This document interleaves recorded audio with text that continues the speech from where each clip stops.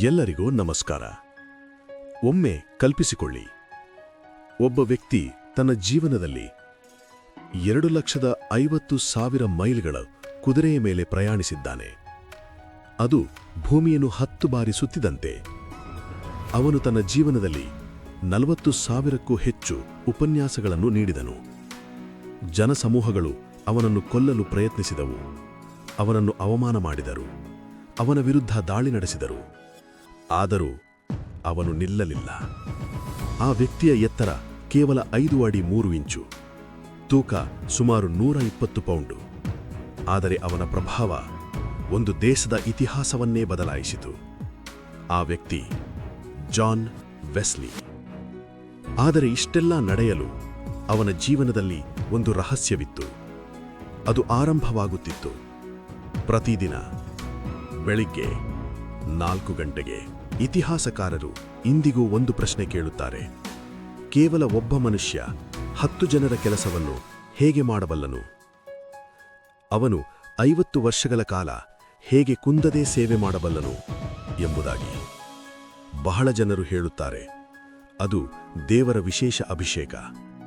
ಆದರೆ John Wesley ಹೇಳುತ್ತಿದ್ದನು, ಅದಕ್ಕೆ ಕಾರಣ ಅಭಿಷೇಕ ಮಾತ್ರವಲ್ಲ, ಶಿಸ್ತು ಎಂಬುದಾಗಿ.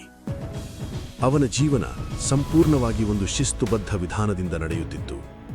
ಅದರ ಕಾರಣಕ್ಕೆ ಜನರು ಅವನನ್ನು ಒಂದು ಹೆಸರಿನಿಂದ ಕರೆಯಲು ಶುರುಮಾಡಿದರು: ಮೆಥಡಿಸ್ಟ್.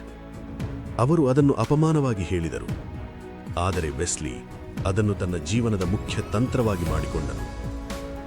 ಜಾನ್ ವೆಸ್ಲಿಯ ಜೀವನದ ಕೇಂದ್ರದಲ್ಲಿ ಒಂದು ಸರಳ ಅಭ್ಯಾಸವಿತ್ತು. ಪ್ರತಿದಿನ ಸೂರ್ಯೋದಯಕ್ಕೂ ಮುಂಚೆ, ಜಗತ್ತು ಇನ್ನೂ ನಿದ್ರಿಸುತ್ತಿರುವಾಗ ಅವನು ಎದ್ದಿರುತ್ತಿದ್ದನು. ಬೆಳಿಗ್ಗೆ 4 ಗಂಟೆಗೆ. ಅವನ ನಂಬಿಕೆ ಸರಳವಾಗಿತ್ತು: ದಿನದ ಯುದ್ಧ ಬೆಳಿಗ್ಗೆಯೇ ತೀರ್ಮಾನವಾಗುತ್ತದೆ. ಮುಂಜಾನೆ ಗೆಲ್ಲಲಾಗುತ್ತದೆ ಅಥವಾ ಸೋಲಲಾಗುತ್ತದೆ ಎಂಬುದಾಗಿ. ಇಂದಿನ ಜಗತ್ತಿನಲ್ಲಿ ನಾವು ಏನು ಮಾಡುತ್ತೇವೆ? ಅಲಾರ್ಮ್ ಬಾರಿಸುತ್ತದೆ. ನಾವು ಹೇಳುತ್ತೇವೆ, ಇನ್ನೂ 5 ನಿಮಿಷ, ನಂತರ ಏಳುತ್ತೇನೆ ಎಂದು. ಆ 5 ನಿಮಿಷಗಳು ನಮ್ಮ ದಿನದ ದಿಕ್ಕನ್ನೇ ಬದಲಾಯಿಸಬಹುದು.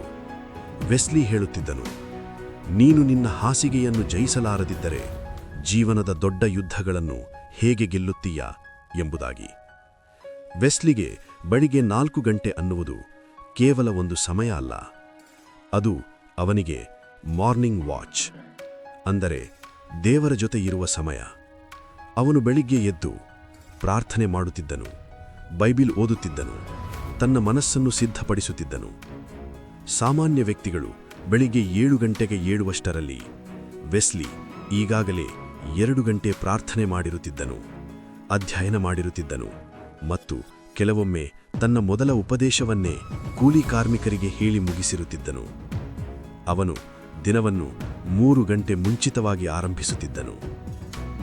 ವೆಸ್ಲಿ ತನ್ನನ್ನು ಹೀಗೆ ಕರೆಯುತ್ತಿದ್ದನು: ಒಂದು ಪುಸ್ತಕದ ಮನುಷ್ಯ. ಆ ಪುಸ್ತಕ ಬೈಬಲ್. ಆದರೆ ಅವನು ಕೇವಲ ಅದನ್ನೇ ಓದಲಿಲ್ಲ.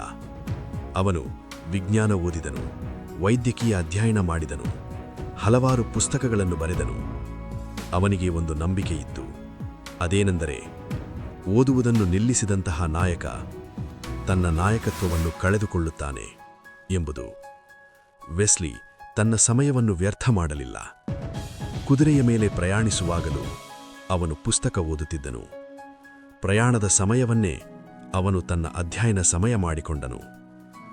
ಜಾನ್ ವೆಸ್ಲಿಯ ಜೀವನ ಸುಲಭವಾಗಿರಲಿಲ್ಲ. ಅವನ ಮೇಲೆ ದಾಳಿ ನಡೆಯಿತು. ಜನಸಮೂಹಗಳು ಕಲ್ಲುಗಳೆಸೆದವು. ಅವನನ್ನು ಅವಮಾನ ಮಾಡಿದರು. ಒಮ್ಮೆ ಜನರು ಅವನನ್ನು ಕೊಲ್ಲಲು ಬಂದಾಗ ವೆಸ್ಲಿ ಬಾಗಿಲು ತೆರೆದು ನೇರವಾಗಿ ಅವರ ಮಧ್ಯೆ ನಡೆದನು. ಅವನ ಶಾಂತ ಧೈರ್ಯ ನೋಡಿ ಜನಸಮೂಹದ ನಾಯಕನೇ ಹೇಳುತ್ತಾನೆ, ಯಾರಾದರೂ ಅವನಿಗೆ ಕೈ ಹಾಕಿದರೆ ಮೊದಲು ನಾನು ಅವನನ್ನು ಹೊಡೆಯುತ್ತೇನೆ. ವೆಸ್ಲಿಗ ಈ ಧೈರ್ಯದ ಮೂಲ ಏನು? ಪ್ರತಿ ಬೆಳಿಗ್ಗೆ ಅವನು ಎಲ್ಲದಕ್ಕಿಂತಲೂ ಮೊದಲು ತಪ್ಪದೇ ದೇವರ ಜೊತೆ ಸಮಯ ಕಳೆಯುತ್ತಿದ್ದನು. ಇದರಿಂದ ಅವನ ಒಳಗೆ ಒಂದು ದೈವಿ ಶಾಂತಿ ಮತ್ತು ಅಸಾಧಾರಣ ಧೈರ್ಯ ನಿರ್ಮಾಣವಾಗಿತ್ತು. ಜಾನ್ ವೆಸ್ಲಿ 87 ವರ್ಷದ ವಯಸ್ಸಿನವರೆಗೂ ಉಪದೇಶ ಮಾಡುತ್ತಿದ್ದನು. ಅವನು ತನ್ನ ಜೀವಿತದ 60 ವರ್ಷಗಳ ಕಾಲ ಬೆಳಿಗ್ಗೆ 4 ಗಂಟೆಗೆ ಎದ್ದಿದ್ದನು.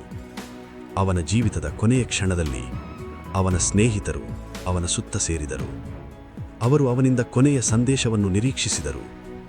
ಆದರೆ ವೆಸ್ಲಿ ಕೇವಲ ಒಂದು ವಾಕ್ಯ ಮಾತ್ರ ಹೇಳಿದನು. ಅದೇನೆಂದರೆ, ಎಲ್ಲದಕ್ಕಿಂತ ಉತ್ತಮವಾದುದು ದೇವರು ನಮ್ಮೊಂದಿಗೆ ಇದ್ದಾನೆ ಎಂಬುದೇ. ಜಾನ್ ವೆಸ್ಲಿಯ ಕಥೆ ನಮಗೆ ಒಂದು ಪಾಠ ಹೇಳುತ್ತದೆ. ಮಹಾನ್ ಜೀವನಗಳು ಅಸಾಧಾರಣ ರಹಸ್ಯಗಳಿಂದ ನಿರ್ಮಾಣವಾಗುವುದಿಲ್ಲ, ಅವು ಸಣ್ಣ ಶಿಸ್ತುಗಳಿಂದ ನಿರ್ಮಾಣವಾಗುತ್ತವೆ. ಬಹುಶಃ ಇಂದು ನಮ್ಮ ಜೀವನವನ್ನು ಬದಲಾಯಿಸುವ ಮೊದಲ ಹೆಜ್ಜೆ ಒಂದು ಸರಳ ನಿರ್ಧಾರವಾಗಿರಬಹುದು. ನೀವು ಏನಾಗುವಿರಿ ತೀರ್ಮಾನಿಸಿ, ಯಾಕೆಂದರೆ ದಿನವನ್ನು ಗೆಲ್ಲಬೇಕಾದರೆ ಮೊದಲು ಬೆಳಿಗ್ಗೆಯನ್ನು ಗೆಲ್ಲಬೇಕು. ಇಂದು ನಿಮ್ಮ ನಿರ್ಧಾರ ಮತ್ತು ಶಿಸ್ತುಬದ್ಧ ಜೀವನ ನಿಮ್ಮ ನಾಳಿನ ಭವಿಷ್ಯವನ್ನು ತೀರ್ಮಾನಿಸುತ್ತದೆ.